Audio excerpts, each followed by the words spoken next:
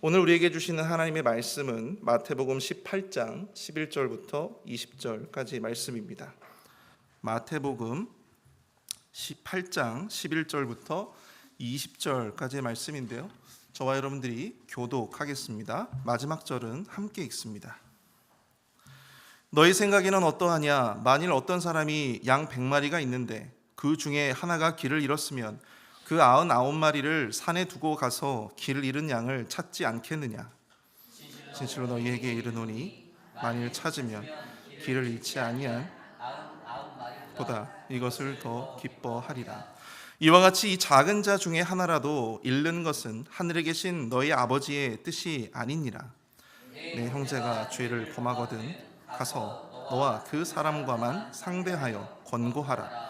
만일 들으면 내가 내 형제를 얻은 것이요 만일 듣지 않거든 한두 사람을 데리고 가서 두세 증인의 입으로 말마다 확증하게 하라. 만일 그들의 말도 듣지 않거든 교회에 말하고 교회의 말도 듣지 않거든 이방인과 세리와 같이 여기라. 진실로 너희에게 이르노니 무엇이든지 너희가 땅에서 매면 하늘에서도 매일 것이요 무엇이든지 땅에서 풀면 하늘에서도 풀리리라. 진실로 다시 너희에게 이르노니 너희 중에 두 사람이 땅에서 합심하여 무엇이든지 구하면 하늘에 계신 내 아버지께서 그들을 위하여 이루게 하시리라. 두세 사람이 내 이름으로 모인 곳에는 나도 그들 중에 있느니라. 아멘. 오늘 말씀의 제목은 길 잃은 양을 위해입니다. 길 잃은 양을 위해. 여러분들은 한 사람을 애타게 기다려본 적이 있으십니까? 저는 있습니다. 제가 22살 때 교육전도사로서 첫 사역을 시작을 했었습니다.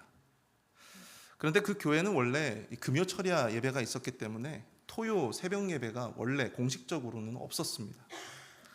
그런데 어떤 한 집사님이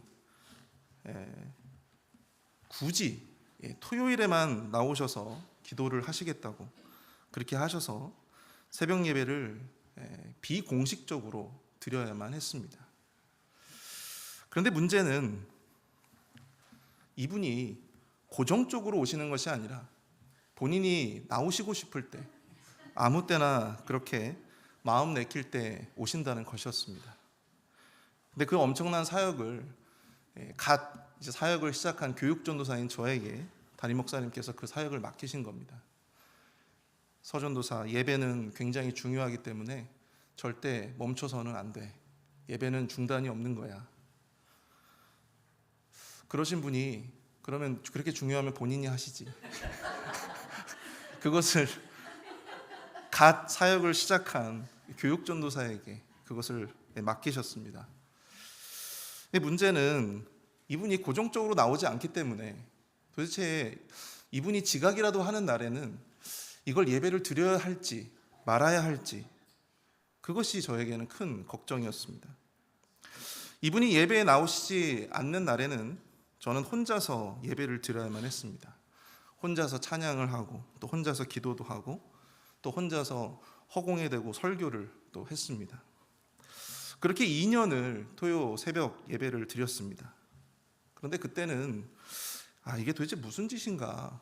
이게 도대체 뭐 하는 짓인가? 혼자서 볼멘 소리도 하곤 했지만 지금 생각해 보면 그때 그 집사님을 애타게 기다리면서 정말 이 한 영혼에 대한 갈급함과 애타는 그 기다림을 하나님께서 일찍이 알게 해주신 하나님의 뜻이 아니었나 그렇게 생각을 해봅니다. 사랑하는 성도 여러분, 기독교는요 한 사람의 종교입니다. 하나님의 아들 예수 그리스도는 잃은 한 영혼을 위해서 그 한 사람을 위해서 이 땅에 오셨고 또 그 한 사람을 위해서 고난당하시고 자신의 목숨까지도 버리셨습니다. 그렇기 때문에 기독교는 한 사람의 종교입니다. 누구보다 한 사람의 가치를 소중히 여기고 또 그 한 사람을 위해서 최선을 다해야 하는 종교가 바로 기독교입니다. 교인의 많은 숫자가 그 어느 때보다도 중요한 요즘 이 시대 가운데 우리 주님은 다시금 한 사람을 위한 기독교로 우리 교회들이 돌아가기를 원하십니다. 오늘 본문은 잃어버린 한 영혼, 그 한 사람에 대한 가치가 얼마나 크고 또 그 한 사람을 위해서 우리 공동체가 과연 어떠한 노력을 기울여야 하는지에 대해서 말씀하고 있습니다. 한 사람에 대한 가치, 그 고귀한 가치를 따르는 교회는 잃어버린 한 영혼을 위해서 과연 무엇을 해야 할까요? 오늘 우리에게 주시는 첫 번째 영적인 교훈은, 교회는 길을 잃은 한 영혼을 찾는 기쁨에 동참해야 한다는 것입니다. 오늘 본문 11절은 무엇으로 시작하고 있나요? 없음으로 시작을 하고 있습니다. 그러나 앞에 문맥과 뒤에 문맥을 고려해서 킹 제임스 버전에는 이 11절을 이렇게 기록을 하고 있습니다. 인자에 온 것은 잃어버린 자를 구원하려 함이라. 사실 이 구절은요, 누가복음 19장 10절에서 이 삭개오의 구원에 대해서 이야기를 하시면서 이 삭개오에게 그러한 은혜를 베푸신 사람들에게 예수님께서 하신 말씀이에요. 인자에 온 것은 잃어버린 자를 구원하려 함이니라. 그러면서 예수님은 제자들에게 길을 잃은 양의 비유를 말씀해 주십니다.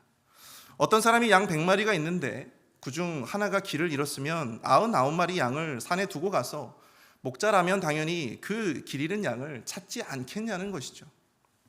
그리고 그 잃은 양을 찾으면 길을 잃지 아니한 99마리보다 그것을 더욱더 기뻐하리라고 말씀하십니다. 그런데 여러분, 이 비유를 어디서 보신 적이 있으시죠? 어디서 보셨죠? 누가복음 15장입니다. 누가복음 15장 4절부터 7절까지의 말씀을 자세히 보시면 오늘 본문과 비슷하면서도 조금은 다른 그러한 구석이 있음을 여러분들이 캐치를 하실 수 있을 겁니다. 한번 누가복음 15장 4절을 한번 볼까요? 너희 중에 어떤 사람이 양 100마리가 있는데 그 중에 하나를 잃으면 99마리를 들에 두고 그 잃은 것을 찾아내기까지 찾아다니지 아니하겠느냐. 누가복음의 이 비유는요, 목자가 양 하나를 잃었다고 표현을 하고 있습니다. 그런데 오늘 우리가 읽은 마태복음 18장의 본문을 다시 한번 보십시오. 거기에는 양 하나가 길을 잃었다, 그렇게 표현을 하고 있습니다. 비슷하지만 무언가 차이가 느껴지는 것이죠. 자, 그럼 오늘 본문과 누가복음의 말씀의 대상을 한번 살펴볼까요? 이 말씀이 나오게 된 배경, 이 말씀이 과연 누구에게 전해졌던 말씀인가? 오늘 본문은 예수님께서 자신의 제자들에게 하신 말씀이십니다. 하지만 누가복음은요, 세리와 같은 죄인들과 식사하는 것을 두고 수군수군거리는 바리새인과 이 서기관들에게 하신 말씀이라고 하는 것입니다. 다시 말해서 이 마태복음과 누가복음은 비슷한 잃은 양의 비유를 이야기하고 있지만 분명한 차이가 있다라고 하는 것입니다.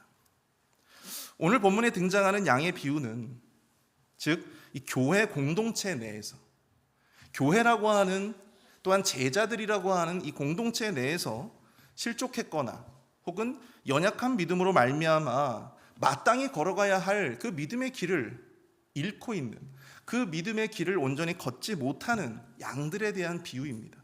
반면에 이 누가복음 속의 양의 비유는요, 교회 밖에 구원을 필요로 하는 그러한 잃은 양들에 대한 비유라고 하는 사실입니다. 여기서 예수님은 본문 12절에서 이렇게 말씀을 하고 있습니다.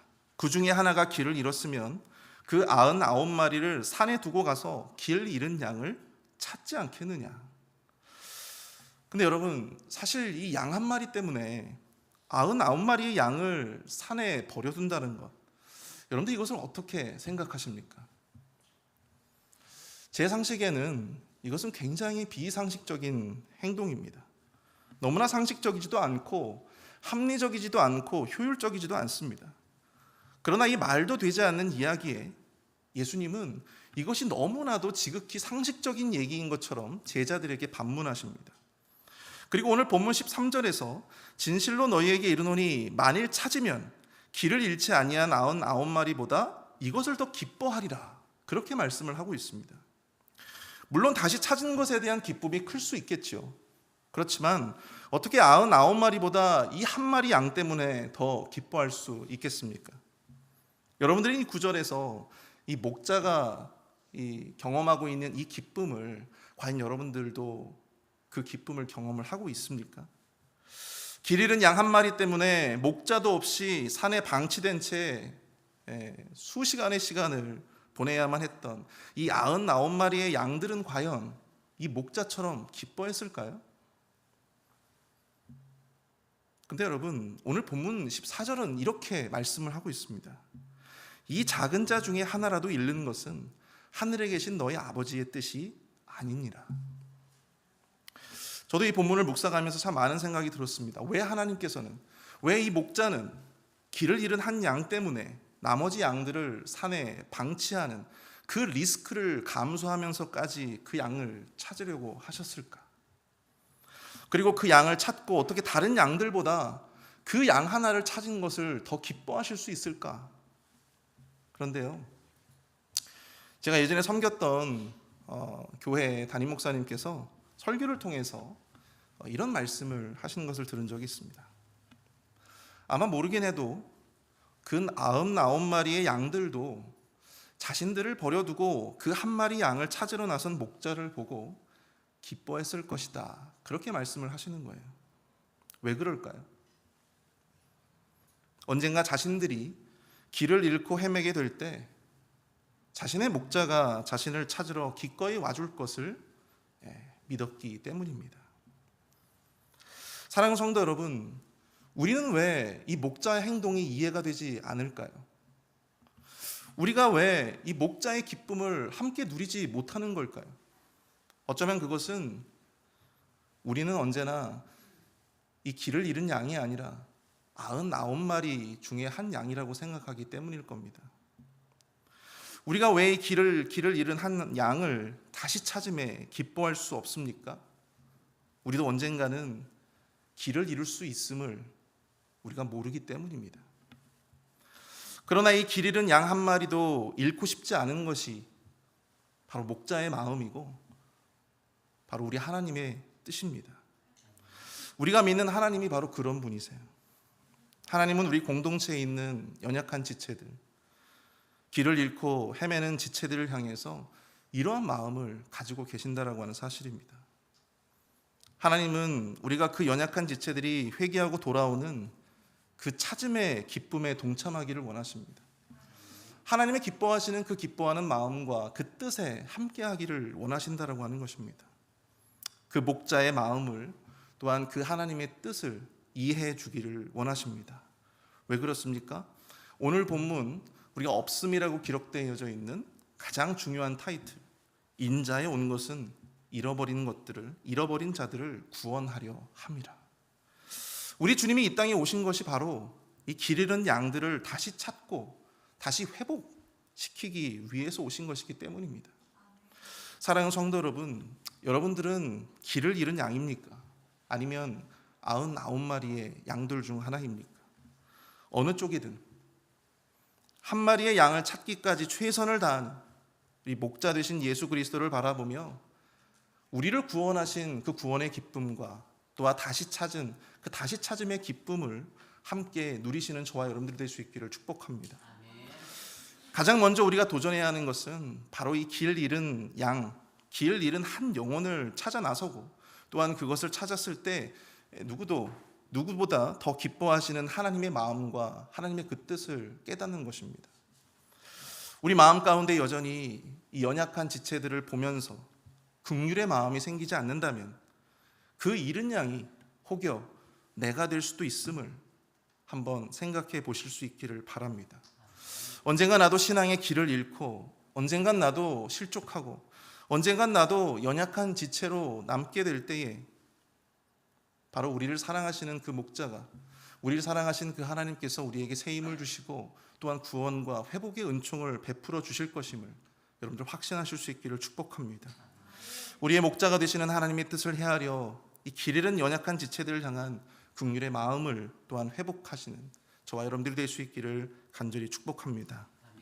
두 번째로, 교회는 길을 잃은 한 영혼을 위해서 사랑과 건징으로 섬겨야 합니다. 오늘 본문 15절부터 17절까지의 말씀은요, 길을 잃은 양을 위해서 교회 공동체가 감당해야 할 수고에 대해서 말씀하고 있습니다. 본문 15절을 한번 볼까요? 내 형제가 죄를 범하거든 가서 너와 그 사람과만 상대하여 권고하라. 만일 들으면 내가 내 형제를 얻은 것이요. 자, 여기서 우리가 주의 깊게 봐야 할 것이 바로 이 가서라고 하는 동사입니다. 여러분들 누가 잘못을 했다면 응당 누가 찾아와야 되죠? 잘못을 한 사람이 찾아가야 되는 거예요. 사과하기 위해서, 그 관계를 회복시키기 위해서. 그런데 지금 예수님의 이 말씀 가운데에서 오히려 잘못을 한 그 형제를 누구 보고 찾아가라고 합니까? 우리 보고 찾아가라고 하십니다. 그리고 먼저 그를 개인적으로 상대하라고 하십니다. 용서의 대상이 아니라 주체가 먼저 가라는 예수님의 이 말씀, 여러분들은 과연 어떻게 생각이 되십니까? 이것은 길을 잃은 영혼에 대한 주도권이 바로 길을 잃은 자가 아니라 바로 우리에게 있어야 함을 말해주고 있는 것입니다. 그런데 이러한 원리는 이 구절에만 등장하는 것이 아닙니다. 오늘 본문 12절에서 길을 잃은 양을 찾는 것도 누구입니까? 바로 목자입니다. 또 죄인들을 구원하기 위해 이 땅에 오신 분도 누구십니까? 바로 예수 그리스도입니다. 예수님이 자신을 배신하고 또한 3번이나 부인한 그 베드로를 찾아가신 것, 그것도 바로 예수님이셨습니다. 성경에는 일관적으로 나타나는 이러한 원리가 우리에게 잃은 영혼을 대하는 것에 대한 깊은 울림을 주고 있습니다. 오늘 보면 15절부터 17절까지의 내용들을 보면 형제, 즉 교회 공동체 내에 누군가가 범죄를 했거나 혹은 잘못을 저질렀을 때 교회는 구성원 개인으로부터 시작하여서 공동체 차원에서 그가 회개하고 또한 이 회복되기 위한 그런 번거로운 수고들을 감당해야 한다, 그렇게 말씀하고 있습니다. 길 잃은 양을 먼저 찾아가고 또한 그가 돌이킬 수 있도록 다시금 제 길로 들어설 수 있도록 회복될 수 있도록 권면과 때에 따라서 징계의 수고를 감당해야 하는 것입니다. 제가 목사고시를 치를 때 목사고시 위원 중에 한 분이 그러한 설교를 저희들에게 하신 적이 있습니다. 목회자는 절대 성도들에게 칼을 대서는 안 된다. 결국 그 칼이 자신을 겨누게 될 것이다. 저는 그때 그 말씀이 굉장히 일리가 있다라고 생각이 들었습니다. 그런데 이내 목회자들의 그러한 생각들이 한국 교회를 이 몰락의 길로 이끌었다고 저는 생각하게 되었습니다. 많은 신학자들이 한국 교회 몰락의 원인으로 무엇이 사라졌기 때문이라고 이야기를 하고 있냐면 바로 권징이 사라졌기 때문이라고 말을 하고 있습니다. 성도가 떠나는 것이 무서워서, 성도가 교회를 나오지 않는 것이 무서워서 그가 바른 길을 걷도록 권면하고 징계해야 할 교회의 책임을 다하지 않게 되는 것입니다. 오히려 권징을 하지 않고 그 잘못을 무조건 덮어주는 것이 목회자와 또한 이 교회가 이 사랑이 많은 목사고 사랑이 많은 공동체라고 인정받는 것, 바로 그러한 것이 지금 이 작금의 현실입니다. 목회자로서 성도의 잘못을 보고 그것을 지적하고 깨닫게 하는 것만큼 정말 고통스럽고 힘든 것이 없습니다. 그러나 그것이 목회자가 진 십자가이고 또한 교회가 진 십자가라고 하는 사실입니다. 진짜 살아있는 공동체라면, 진리를 추구하는 공동체라면, 여러분, 이 삼국지에서 제갈량이 마속의 목을 친 이 읍참 마속의 심정으로 마땅히 권징을 감당할 수 있어야 한다고 하는 것이죠. 바로 그것이 길을 잃은 영혼이 진정으로 자신의 길을 되찾을 수 있는 유일한 길인 것입니다. 오히려 그것을 모른 척하고 은근슬쩍 덮어주는 것, 그것은 사랑을 가장한 방치입니다. 그것이 바로 진짜 그 영혼을 사랑하는 것이 아닙니다. 그 영혼을 위해 주는 것이 아닙니다. 오늘 본문에서 권고하라, 가장 먼저 이 교회에게 요구하신 것, 가장 먼저 우리들에게 요구하신 예수님의 말씀은 그 죄를 범한 형제에게 찾아가서 권고하라는 것입니다. 근데 여러분, 권고하라고 하는 이 헬라어 단어가요, 엘렌크손이라고 하는데 이 말의 원래 의미는 죄를 깨닫게 하다라고 하는 의미를 가지고 있습니다. 그러니까 공동체 내 형제가 죄를 범할 때 우리가 먼저 가서 그에게 할 것은요, 그를 사랑으로 덮어주고 그를 용서해 주는 것이 아니라 그로 말미암아 그가 깨닫지 못하는 바로 그 죄의 분명한 모습을 바로 깨닫게 만들어주는 것, 그 죄를 그가 비로소 깨달을 수 있도록, 회개할 수 있도록 이끌어주는 것이 바로 우리 주님께서 우리에게 요구하시는, 또한 교회 공동체에게 요구하시는 바라고 하는 것이죠. 우리가 그들을 용서해야 합니다. 그런데 우리가 그들을 사랑으로 품어주고 용서하기 전에 그로 하여금 죄를 깨닫도록 하는 것이 바로 먼저라고 하는 사실입니다. 오늘 보면 17절에서 예수님은 죄를 범한 형제가 개인의 권면도, 교회의 권면도 듣지 않는다면 그를 이방인과 세리와 같이 여기라고 말씀을 하고 있습니다. 여기서 이방인과 세리는 당시 어떤 사람들이었나요? 유대 공동체에서 유대인들의 인식에서 벗어난 사람들이었습니다. 그러니까 그 공동체에 소속될 수 없었던, 그 공동체에 소속될 수 없었던 사람들이 바로 이방인과 세리와 같은 사람들이었어요. 다시 말해서 교회가 찾아가서 권면했음에도 불구하고 그 말을 듣지 않는다면 그 죄를 뉘우치지 않은 형제를 공동체의 일부로 여기지 말라고 하는 것입니다. 사랑의 법에도 한계가 있다라고 하는 것을 성경은 분명하게 말씀을 해주고 있습니다. 회개하지 않은 형제의 죄를 덮어주고 무조건 이해해 주는 것은요, 하나님의 뜻이 아닙니다. 또한 그 형제를 위한 길이 될 수도 없습니다. 여러분, 그렇게 될 때 목회자와 교회는 사랑이 많다고 인정받을 수는 있을지 모르나, 교회는 교인 한 사람이 떠나가지 않아서 교인 한 사람을 거둘 수 있을지 모르나, 그러나 그것은 하나님께는, 우리 하나님께는 오히려 잃은 영혼을 다시 찾을 길이 없게 만드는 그러한 길이 될 수 있음을 여러분들 기억하실 수 있기를 바랍니다. 오늘 보면 19절에서 예수님이 이렇게 말씀하십니다. 진실로 다시 너희에게 이르노니 너희 중에 두 사람이 땅에서 합심하여 무엇이든지 구하면 하늘에 계신 내 아버지께서 그들을 위하여 이루게 하시리라. 많은 사람들이 이 구절을 오해해서 기도에 대한, 기도 응답에 대한 말씀으로 생각합니다. 그러나 이 구절은요, 단순히 기도 응답에 관한 말씀이 아닙니다. 이 구절은 앞에 나온 이 교회의 권징을 이행함에 있어서 그 권징을 이행함의 조건에 대해서 말씀을 하고 있는 것입니다. 교회 권징을 행사하기 위해서는 반드시 이 교회 공동체의 일치된 마음과 기도가 앞서야 한다라고 하는 것입니다. 권징은 영혼과 관련되는 일이기 때문에 우리가 함부로 할 수 있는 것이 아닙니다. 여러분이 권징이라고 하는 것은요, 영적인 싸움입니다. 사탄은 길을 잃은 영혼을 위한 권징의 틈을 탑니다. 그리고 그 가운데에서 자신의 세력을 넓히고 그 가운데에서 틈을 노립니다. 교회를 혼란스럽게 만들고 또한 때로는 분열을 조장합니다. 그러므로 교회는 한 마음으로 합심해서 기도해야 합니다. 그 범죄한 지체를 위해서 기도해야 합니다. 그리고 교회를 위해서 기도해야 합니다. 그 권징을 시행하는 자들을 위해서 기도해야 합니다. 길 잃은 영혼이 다시금 주님께로 돌아올 수 있도록 여러분들 기도해야 합니다. 교회가 감정적인 것이 아니라 오직 말씀과 양심에 부끄러움이 없는 그런 권징이 될 수 있도록 하나님의 섭리와 도우심을 구해야 한다고 하는 것입니다. 오늘 말씀을 정리합니다. 사랑하는 성도 여러분, 예수 그리스도는 한 영혼이라도 잃는 것을 결코 원치 않으십니다. 그래서 그분은 하늘 보좌를 버리고 이 땅에 오셨습니다.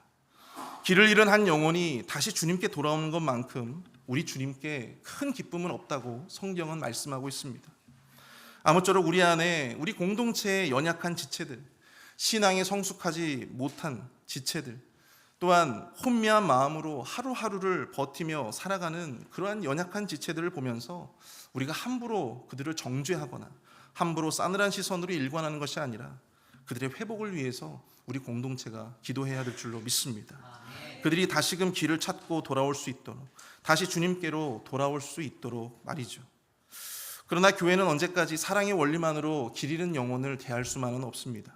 때에 따라서는 읍참마속의 심정으로 권면과 징계가 이루어져야 합니다. 그것이 그 영혼을 위한 일이고 궁극적으로 길 잃은 양을 찾는, 하나님께서 길을 잃은 양을 찾는 유일한 길이 될 것입니다. 이를 위해서 공동체는요, 마음을 모으고 사탄이 틈타서 교회를 혼란에 빠뜨리지 않도록 일치되는 마음, 합심하는 마음, 그 가운데 하나님의 인정과 또한 임재 가운데 권징이 이루어질 수 있도록 기도해야 될 줄로 믿습니다. 우리 이 시간 함께 말씀을 생각하면서 찬양